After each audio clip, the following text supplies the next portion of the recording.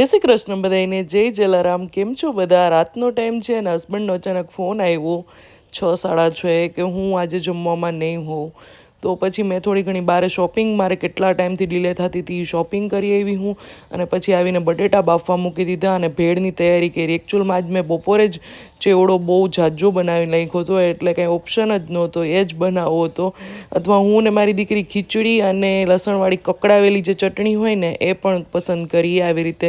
કારણ કે ગઈકાલે અમે બહાર જમ્યા હતા, એટલે એ રીતનું હતું. તો સૌથી પહેલાં ડુંગળી, ટમેટાં, કાચી કેરી ને બટેટા, પછી ઘરનો ચેવડો અને બહારનું તીખું ચવાણું એ પણ એડ કરી દીધું. બે ચટણી એડ કરી દીધી. ખજૂરની ચટણી બહારથી હું લઈ આવી હતી, ગ્રીન ચટણી મારા ઘરે લસણવાળી હતી, તો એ બધું મિક્સ કરી દીધું. અને ઉપરથી ઝીણી સેવ નહોતી મારી પાસે, તો જે શાકની જાડી સેવ આવે ને એ ઉપર છાંટી દીધી. અને હું ને હિયા બે બેસી ગયા આવી રીતે જમવા. તમે એકલા હોય ત્યારે શું બનાવો છો કમેન્ટ કરજો. આવજો.